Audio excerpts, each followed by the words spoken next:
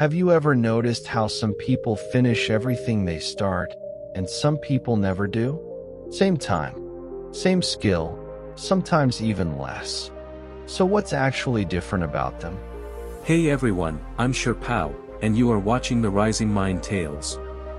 On this channel, we tell stories that stay with you. Let's get into this one. There was a small town called Millhaven, known for its furniture. A young man named Ben lived there, 23 years old, working in his father's workshop. Ben dreamed of opening his own shop one day, with his name above the door. He wasn't lazy.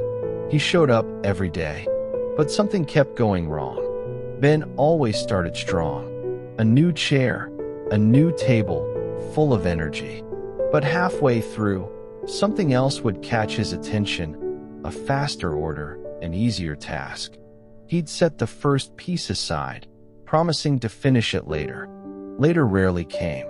His workshop slowly filled with half-finished pieces. Customers noticed. Ben starts strong. People said. But you never know if he'll finish. Across town lived an old craftsman named Walter, the most respected furniture maker in Millhaven. One evening, Ben saw him still working alone by lamplight. I'm always working on something until it's done, Walter said. That's the only rule I've ever followed. Ben didn't think much of it, not yet. Weeks later, Walter announced he was retiring and invited a few young craftsmen to learn one final lesson. When Ben arrived, the workshop was full of unfinished furniture, a chair with no leg, a table with no top. These are some of my first pieces, Walter said. Some took me over a decade to finish. What changed? Ben asked. Nothing changed, Walter said. I just finally decided unfinished work doesn't disappear.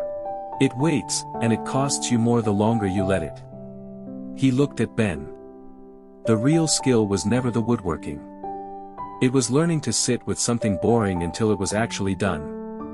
That night, Ben looked at his own three-legged chair and finally picked up his tools. It took him 3 evenings to finish it. Nothing dramatic happened right away. But slowly, he started finishing everything before starting something new. Orders increased, not because his skill improved overnight, but because his word finally meant something. Walter passed away a year later. He left Ben one small box containing an unfinished wooden spoon, with a note, I never finished this one. Don't wait as long as I did. Ben kept it on his shelf, unfinished, on purpose. Honestly, I told you this story because I saw myself in Ben.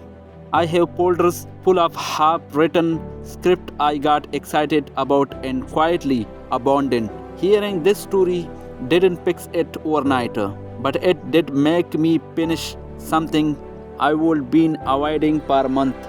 If there's something you keep circling back to without ever finishing, maybe it's time to go sit with it for 3 evenings. Subscribe to the Rising Mind Tales.